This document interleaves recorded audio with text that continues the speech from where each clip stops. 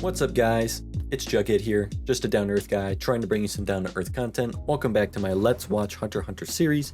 Today we are going to be watching episode 48, A Very Sharp Eye, I believe the episode is titled.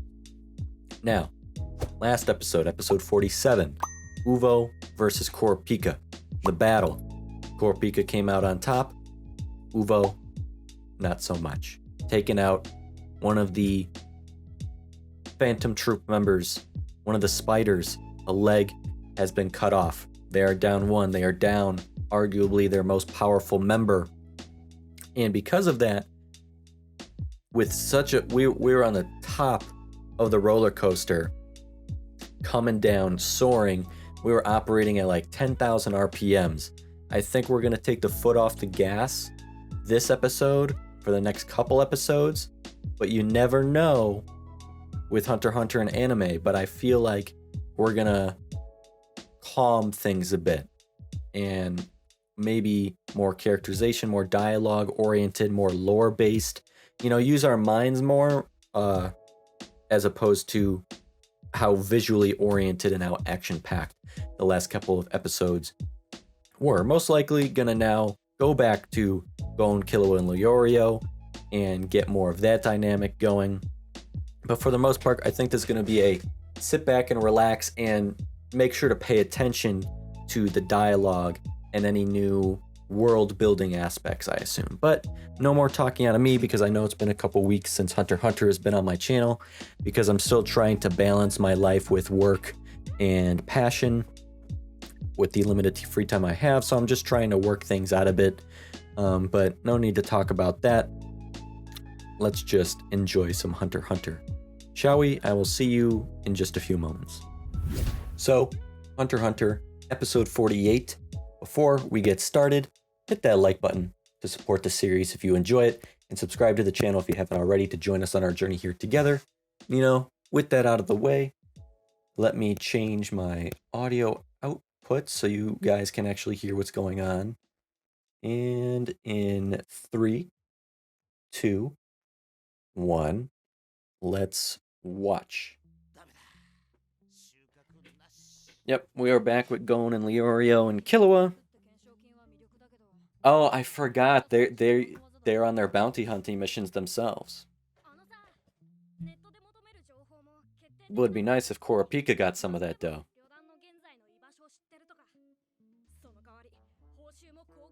Even though he wasn't present for the actual heist. There you go. I'm going to skip the intro, so I'll see you in a few moments. A very sharp eye. Let's get into this. I don't remember, maybe I don't pay attention, where they actually say it in English up on top now. So they have enough money to buy the information, but they don't have enough money to purchase the game.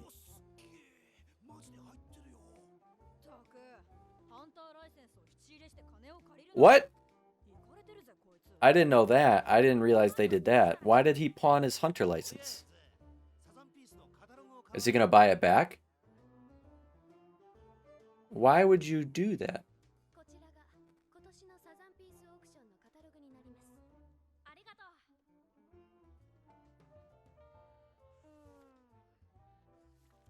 That's a risky play. Damn. Is he hoping to pawn it back with the money he makes? So it was 100 million zeni for the card, I believe, is what that thing showed. I don't remember. I only counted 2 commas.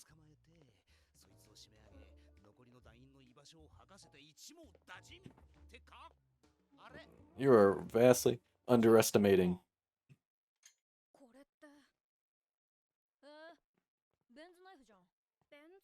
A Ben's knife? Mass murderer designed it. That's nice. Or that's knife.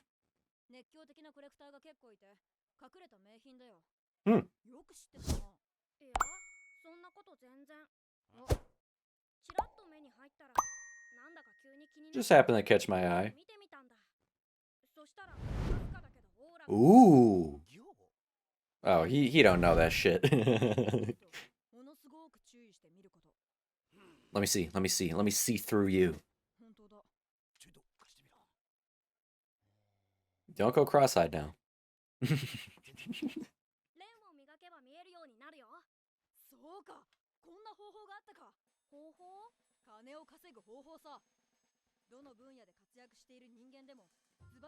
Wing?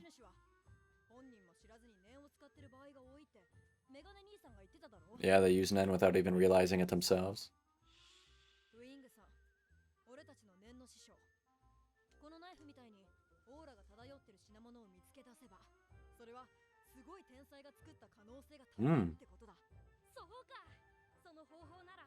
Find some hidden gems.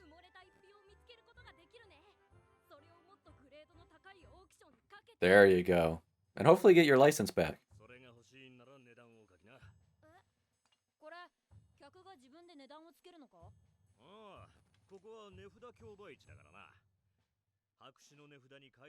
You write down what you're willing to pay.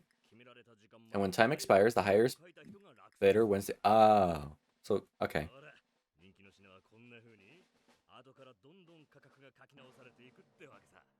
Just hide it in a corner so nobody else can bid on it.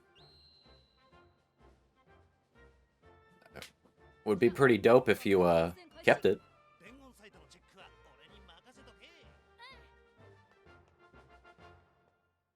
It's never good to split up. Ooh.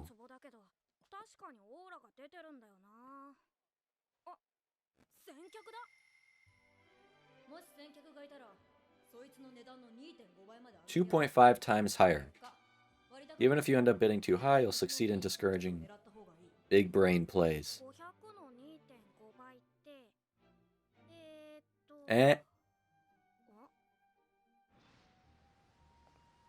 Jeez.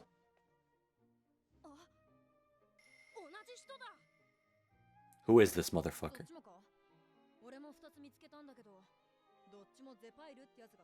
Do I know that name? I'm not good with remembering names. Has to be another Nen user doing the same thing.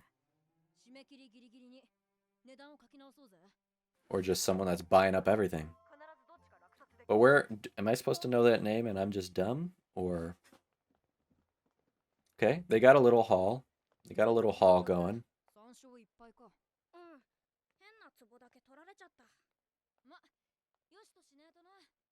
Who? Who is it? There's him with that pot. I didn't recognize the wardrobe.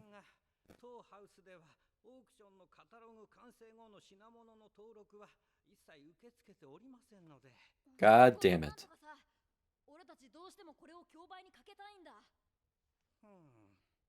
They're very special.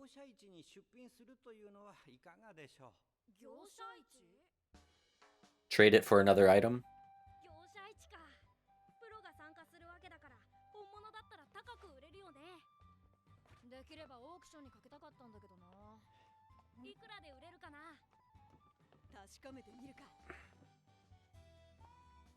Oh. You ain't getting shit for this. They always rat you. They always scam you. It's gonna be like Pawn Stars. Wow. So rare. Best I can do is $5. Pawn Stars, GameStop. It's worth it. One. Best I can do is $5. I'm waiting for it. I'm waiting for the music to stop as he's given a stupid.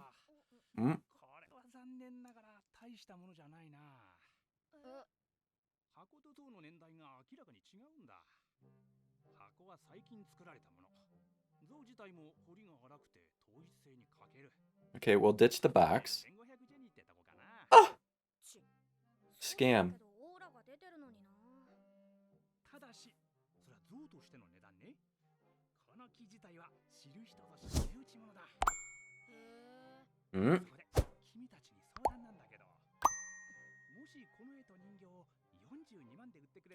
Okay.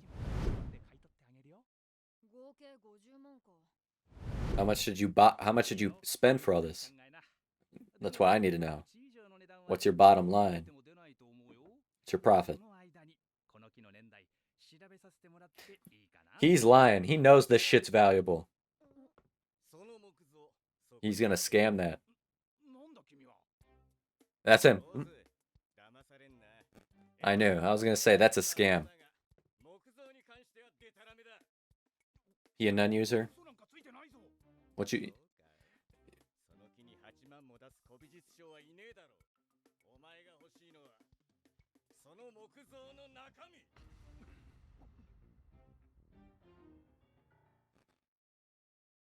This guy's got caterpillars for eyebrows. Damn, and look at those sideburns.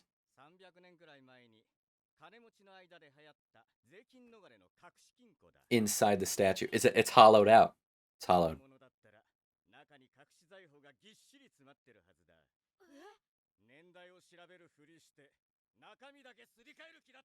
I like this guy. He's out for the kid's best interest.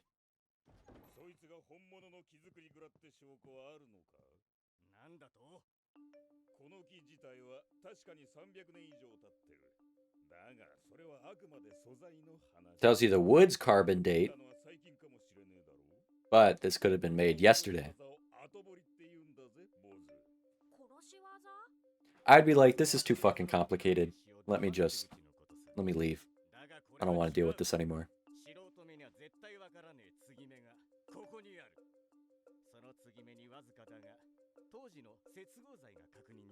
I like this. This guy's smart.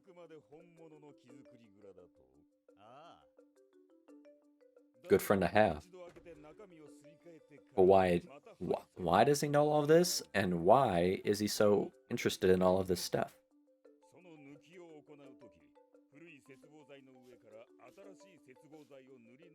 This is like a documentary on craftsmanship and like world history.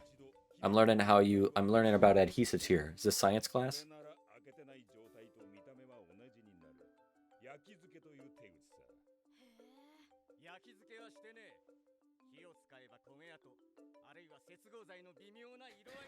Don't test this guy.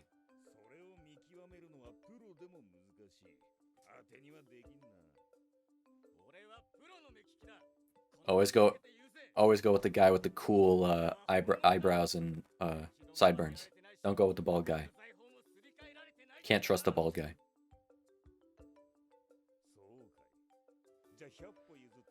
I'm baldest.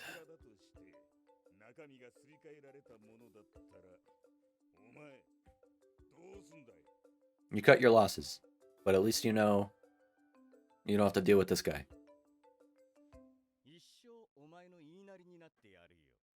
Damn. Okay. That escalated quickly.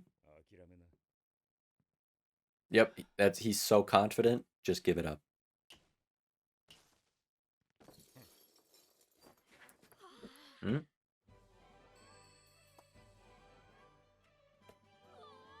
Fucking nice.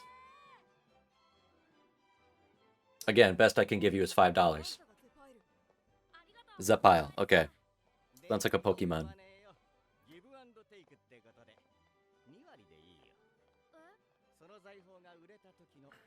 That's fair. No, that's fair. That's fair. Yeah, he was a consultant on that. He deserves it. Oh, Jenny, not Zenny. Jenny.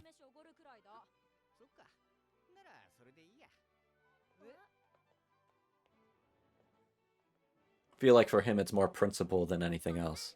It's more about the principle.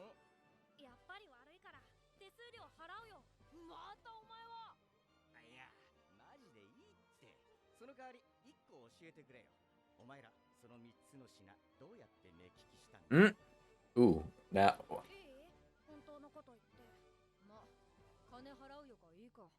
Yeah, true. Is it going to be trying to explain Nen to a non-user?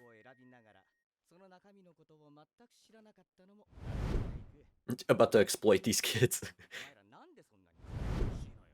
We're trying to buy Greed Island.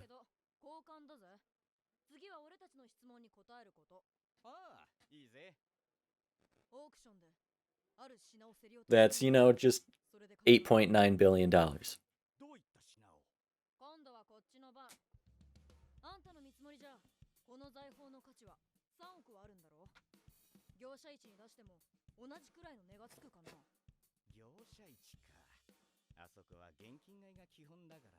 Hard cash. Why? I feel like I'm learning a side hustle in these 20 minutes.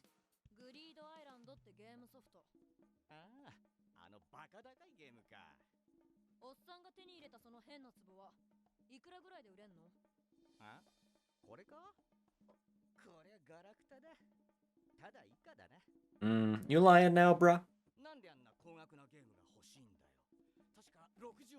8.9 actually.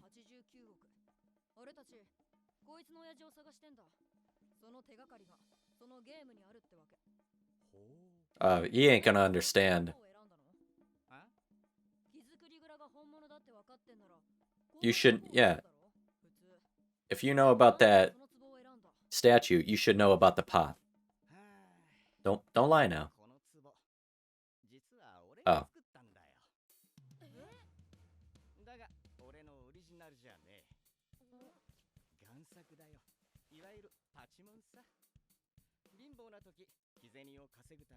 Yeah, but why does it have the aura around it?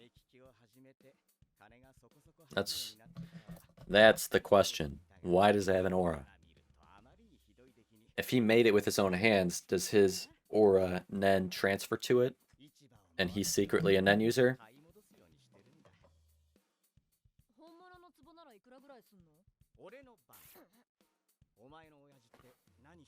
He's a hunter.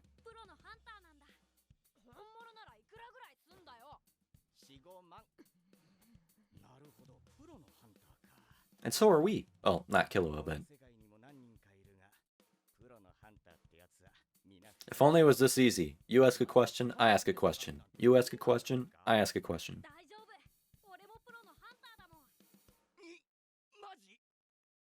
Prove it. Show me your ID. Sorry, don't have it. I pawned it off.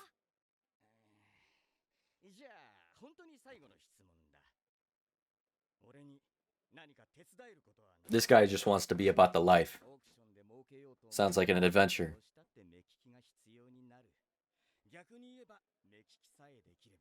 I'd be the same. I'm just let me hop on this train, this adventure train. This sounds fun, dangerous, risky, high reward.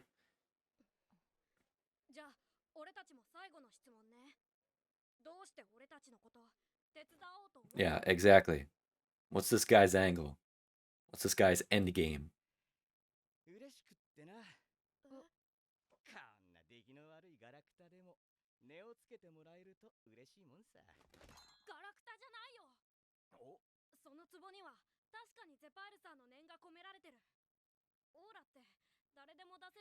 Now he's turning to Wing, teaching.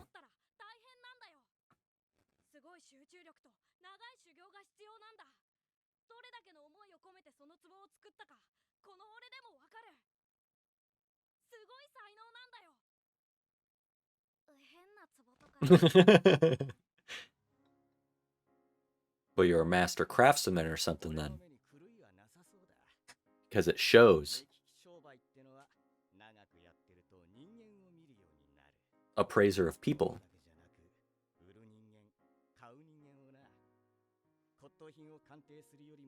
Oh, that's what I just said. It's a lot harder to appraise humans than it is to appraise antiques. True. True. Quote of the day. Exactly. You want to hop on this train. You want to network with the best people. Why not? Bring them along.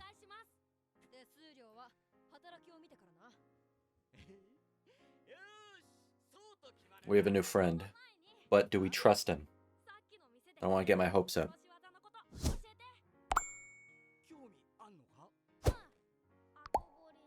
Hoodwinking, double dipping, welding. New apprentice. He can become a teacher. I love this music. The piano and the saxophone. This is what I like. No morals in this world. He doesn't care about right or wrong. Yep, we're talking about this.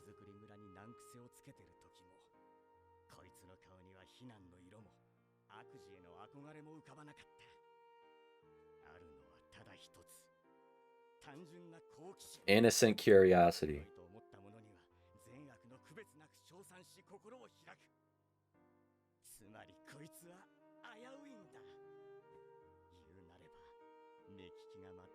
God damn. I love that. That makes for a very interesting discussion segment.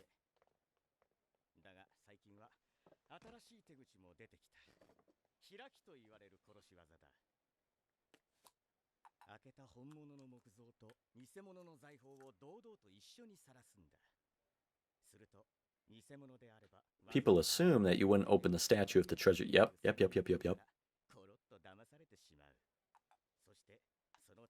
Ah, okay. Well, how is it new and old at the same time?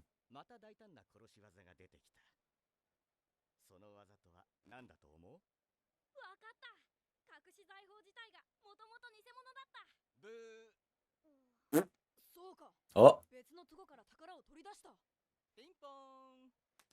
Bing bong. Bingo. Create a new opening and remove the treasure. And then insert the fake treasure and seal the hole. This is also known as sidestepping. Dude, I already have to keep track of Nen and all the abilities and techniques and vows and conditions. Now I gotta memorize how to be a fucking scammer, a reseller.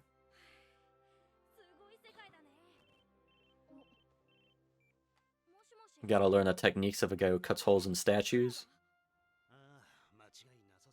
Who? Redheaded girl and the ninja guy. Yep.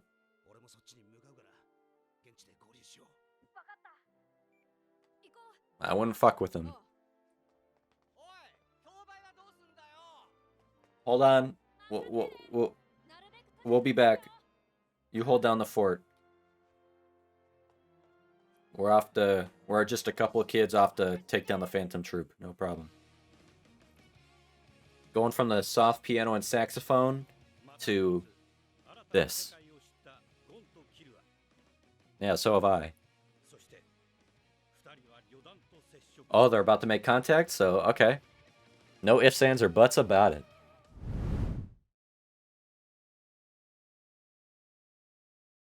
So, let's discuss. I definitely needed this episode. I'm thankful.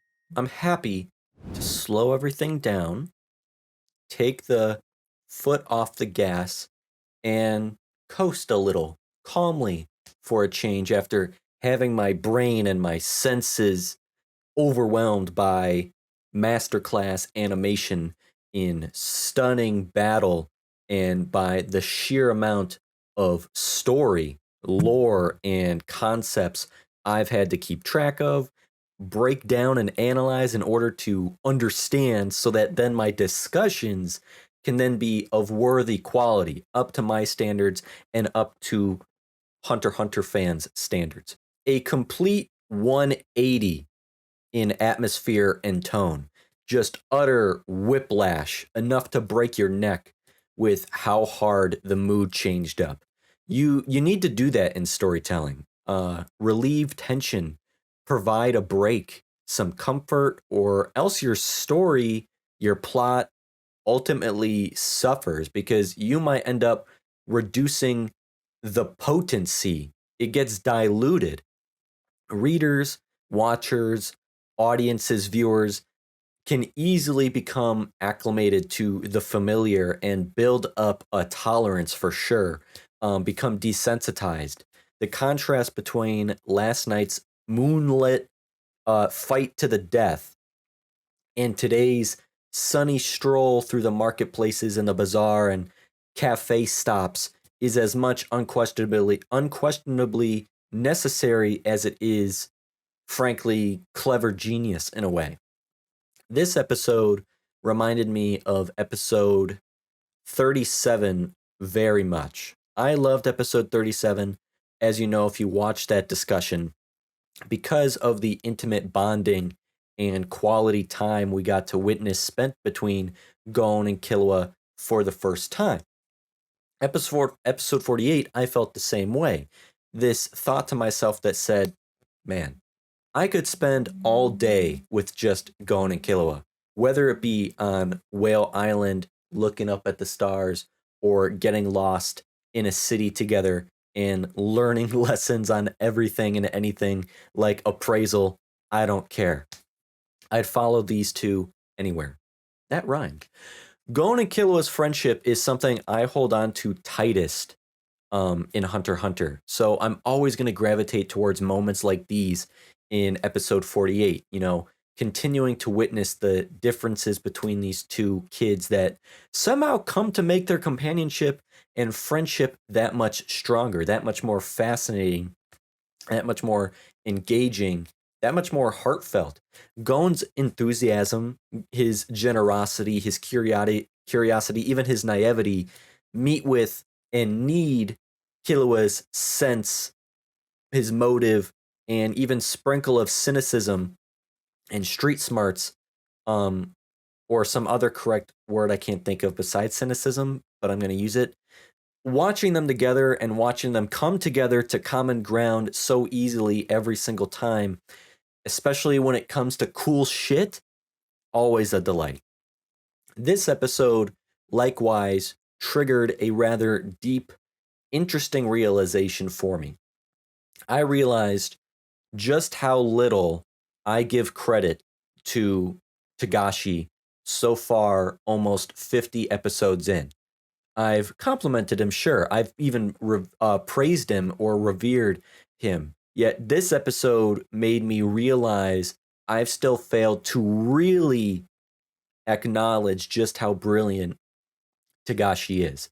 I watch Hunter x Hunter, and in this episode in particular, I feel like I catch a tiny peek into Togashi's mind with such a desire and yearning to get that chance for just a second more. So maybe I could obtain even a sliver of that genius for myself in a selfish way. Am I the only one that thinks that? Like, I wish I could write humor as effortlessly as he can. I wish I knew how to tread the line like he does. I know I can never do it myself, but I wish I could learn how he weaves these beautifully detailed, complex tapestries. Hunters, and not just finding a way to make you think hunters are cool, but making you care about hunters and what they are and what they do. By having a son search for his father, such an archetypal storytelling as old as time itself. Making friends along the way.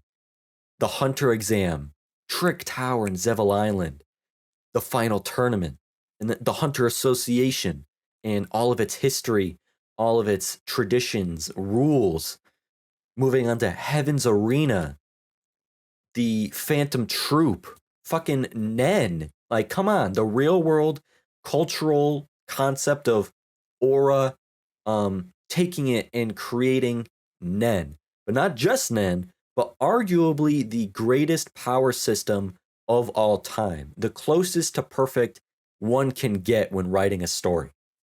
The fundamental concepts, the advanced, the 5 user types, vows and conditions, each unique character. I can just go on and on. You know what I'm trying to say. There's just so much detail here, just layer after layer after layer after layer. And what about here? This episode, Togashi has wanted to introduce us to the auction world, trading, appraisals, of course, even the scams, the realities of it all. He makes it captivating, totally fascinating, and fun. This entire episode was a class, a learning experience, a tag along tour, And what comes shining through beyond the episode itself is this idea that what we are watching and experience is a product of a passionately, endlessly, perpetually curious mind. Tagashi is perpetually, endlessly, passionately curious, and he wants you to be too. And that is why Gon is who he is. Gon is as much Tagashi as you are. That is why we see through his eyes, and in a way, we can catch a glimpse through Tagashi's eyes. And it's just amazing how the story feels so tight. Every plot point, every beat feels so purposeful. It's as if Tagashi had the whole thing finished from the get-go in his mind, beginning to end, before a single word was even written or panel was drawn, even though we know that's not the case. You just feel like you're watching some fully realized, completed story, and all Tagashi is doing is sharing it in chunks and pieces, 20 minutes at a time, chapters at a time. You know what I'm trying to say? I just feel like in these episodes, Tagashi is telling the exact story he wants to tell. He knows exactly what he's doing to the frame, toying with ideas, fleshing them out, having fun, being inspired while being inspiring. He's an artist. When the story shifts focus to Gon and Killua, Hunter x Hunter becomes a completely different series. And I've said this before. Kurapika splitting from the group split the story in two, and Kurapika split himself in two. It feels sometimes like Tagashi wrote two different stories and expertly sewed the two plot fabrics together, or it meets together like a zipper. I think it's necessary to acknowledge, so we really appreciate, and I really appreciate, I'm the newbie here. You're the ones joining this newbie on the journey as my Sherpas, as we take this in-depth journey seriously. We're having fun, but we take it seriously. That's what this channel's about. Episode 47 and 48 look nothing alike. Dark, moonlit, desert night. The very next day bathes us in sunshine and chirping birds. The two episodes sound completely different. Melancholy, cathedral-esque, funeral procession-ish compositions. Switch up the playlist up to jazzy saxophone and keyboard tunes. And so altogether, you feel totally different going from the latter episode to the next. This episode was just fun. You know, following Kurapika around offers some of the most dense storytelling Hunter x Hunter has to offer, but it's not necessarily very fun. You know, there's always going to be at least some sense of fun when tagging along with Gon and Killua. Now, I can't get over the fact, to actually get into the story now, I can't get over the fact that Gon actually pawned off his hunter license. That is something I was not expecting whatsoever. And maybe I should. Maybe I should have. Why the hell did he do that? Like, it, in a way, does it make sense for his character to not really care about the title itself, or, you know, this credit card sized piece of material that says, oh, I'm a hunter, and has his picture on it or whatever? Maybe not. Yeah, I mean, maybe it does make sense. But just being a hunter doesn't mean shit if you can't prove it. Like, isn't your hunter license like your access key, your gateway to anything and everything you would ever possibly want or need in this world? Why would he sell his hunter's license for money when I thought being a hunter and showing your license is what would actually incentivize banks to give you that fat line of credit? At the end of the exam, Beans is his name, right? Beans literally had an entire presentation dedicated to explaining just how powerful and sacred your hunter license is, to acquiring classified underground information, to receiving special treatment in any establishment, to even accessing certain blocked off regions of land across all the continents on this planet. Beans literally said you do not want to lose your hunter license. Keep it close to your chest. So now I'm just super confused and I'm almost like disappointed. Um, he can't do any of that now. So it's like, what man, what a fucked up trio we got going on here. Leorio is the only one with a hunter license now, but he can't use Nen at all. GON was the only Nen user and hunter in the group since Killa wasn't a hunter. Um, is he gonna pawn it back, get 100 million Jenny as some initial capital, hope to use that principal to acquire vast profits as they go along in this auction? You know, come back and hopefully buy the license back if nobody's gotten it yet. He might have even actually said that himself in this episode, and I didn't hear it or read it. I'm going to say that right now. I only got the chance to watch this episode with you guys once before doing this discussion, so I haven't actually rewatched it on my own. The only time I've watched this episode is with you guys. You know, so, like I've said, I usually watch it another time on my own or while I'm editing, so before I get the discussion going. So I really understand, but I really wanted to get this episode out, so I haven't watched it another time. So it's very plausible I could have missed that while I was commentating, or I failed to look at the subtitles or really comprehend them in the moment. So just tell me, did he or anyone say that was the plan? Because if so, ignore this little chunk of discussion here. But I love how Tagashi's Nen creation is just so dense and fleshed out and thought through that it even holds relevance and importance and comes into play even in the auction appraisal world. You still need to understand Nen even here for things to make sense. Rewarding you if you paid attention well since the beginning of the series and, you know, listen to Wing, for example, as it's clear Gon and Killua listened to Wing well and learned from him. They were good students. So it's up to you. Were you a good student watching? Valuable goods will tend to have been unconsciously or subconsciously infused or imbued with Nen from their passionate, talented creators. A true artist, a true creative, wholly passionate and dedicated to their craft, putting all their energy and effort into what they create, what they do, their aura ends up bleeding or pouring out into the item itself, absorbing its creator's aura, leaving a detectable radiating energy. Through this, Nen users can easily identify meaningless counterfeits from a true Picasso. You know, just like you can probably sense a lot of Tagashi himself in Hunter x Hunter. His Nen, his aura has bled and poured out into this work. His creation, he's poured passion and aura into. Hunter x Hunter is also never short of fascinating, good supporting characters.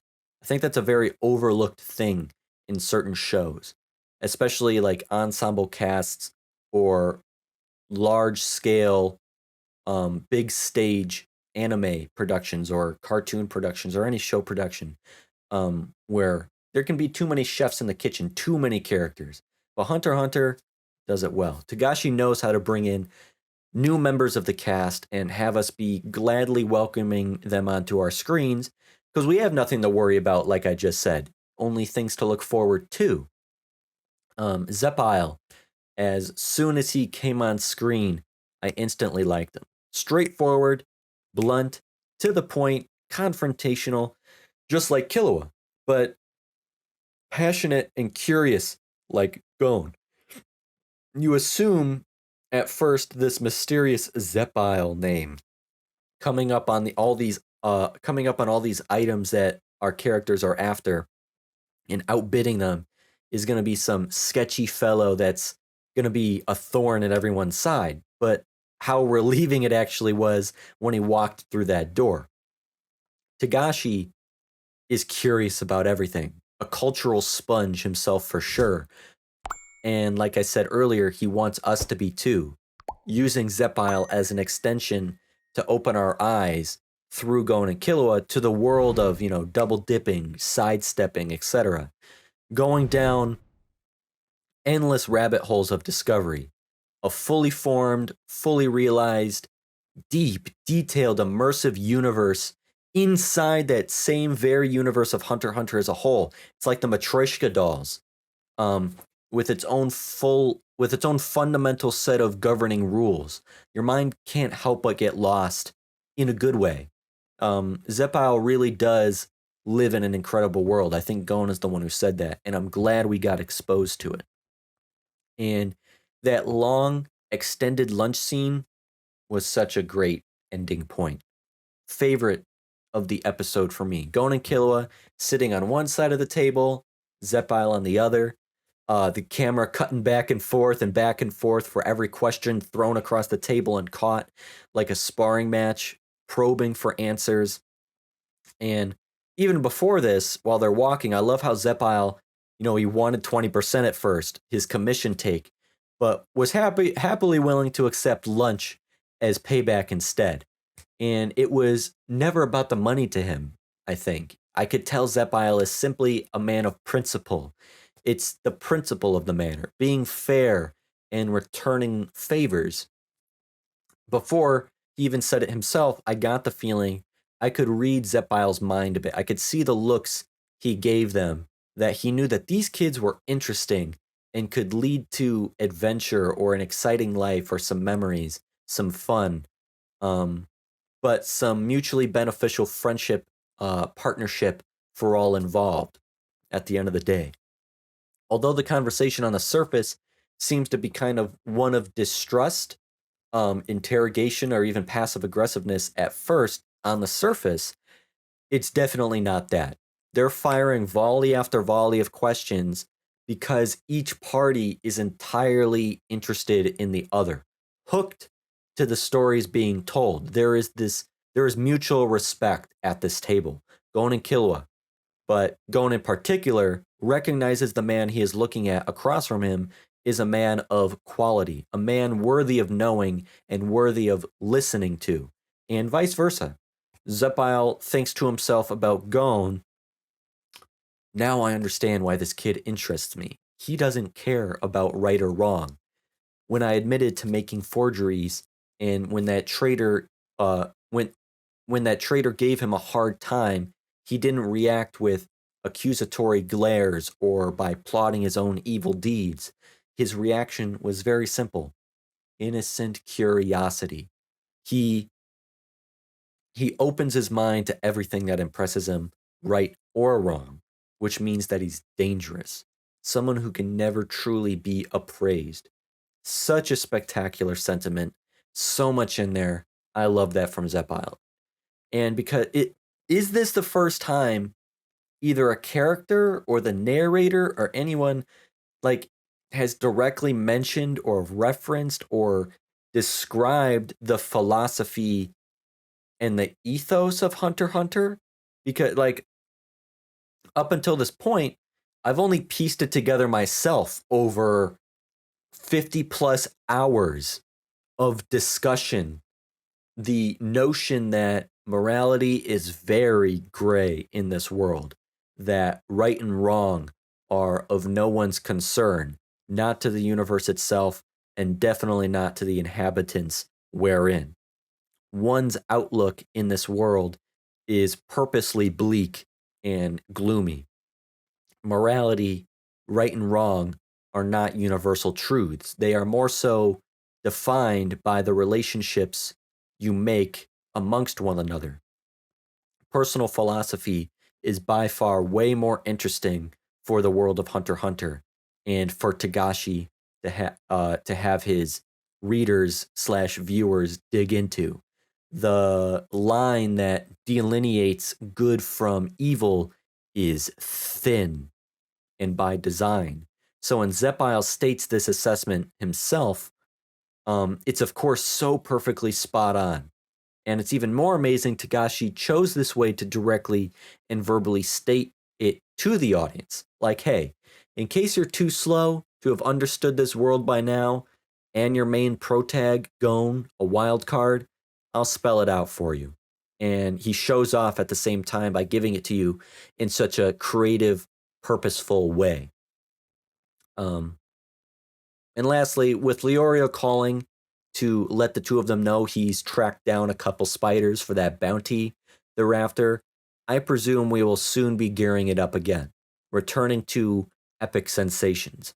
So before we do that, I again just like to make sure I express how much I value and appreciate these intellectual detours, these slowed down, mature, intellectual, philosophical, psychological, explorative diversions. To anyone who complains about episodes like these, talking about filler, too slow, boring, bad pacing, all I gotta say is, wow, you do not understand good storytelling and creative writing, and you certainly don't understand Tagashi himself. Like, man, are those people missing out?